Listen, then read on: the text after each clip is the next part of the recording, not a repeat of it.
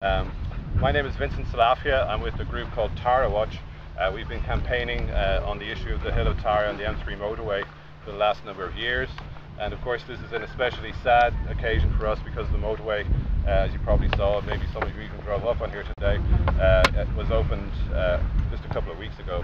However, we're still campaigning to ensure that the surrounding area is given full legal protection, and so that secondary development and inappropriate development and basically the urbanisation of this beautiful place is stopped.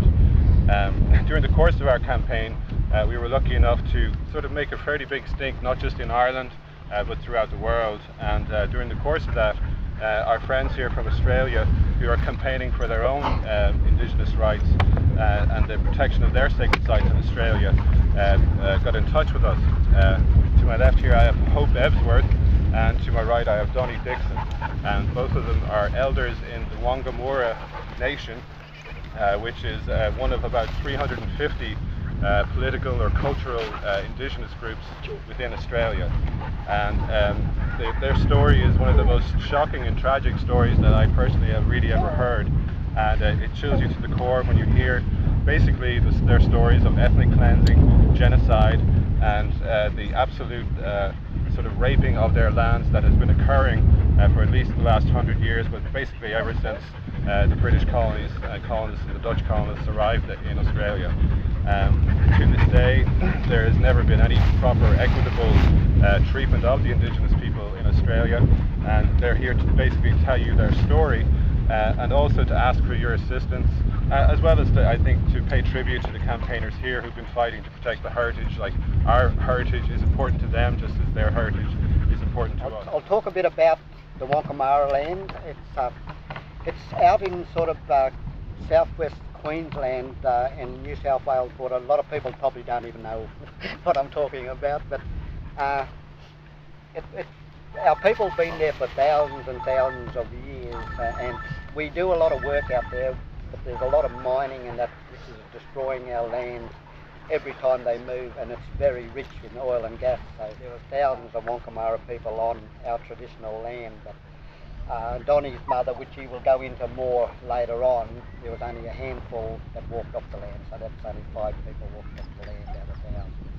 And I do a lot of work out there because of the mining, and I find hundreds and hundreds of bodies on the land. So when I find bullet shells near them and just heaped up bones, and this didn't stop till 1938, and so people realise, that we still don't have no rights on our country. We got no say in our land because we're still 4th graded people in our own country. And I always say we're a lost people.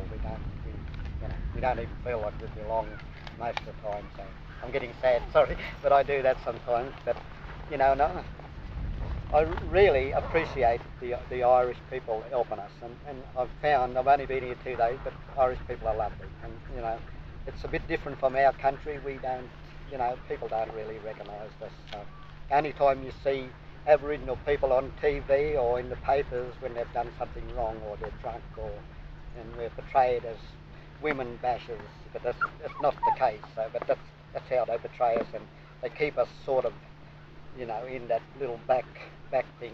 They move us from one little area and they put us out where we're out of sight. It's probably, I talked to a couple of ladies here before, they do it in South Africa and in Africa countries. They just put you where they think you're out of sight, and they still do that in Australia to us. Yeah, now I'll just go back to my father, because he done a lot of work in our language, and I'll let Donnie explain a bit in a minute about our language, because we were never allowed to be taught our language. We're only lucky that they did do some historians and had done some language tapes with the elders back years ago, and it's still, some of it's still there, but we were never allowed to teach it because they were either jailed or something. But like when I was growing up, even back in them days, we were segregated to our own little group at schools, and if we went to a movie, we were put in on a wooden stool in front of, looking up at the movies, and all the rest are sitting back in comfortable chairs at the back. That's how we grew up, and we don't get that at home.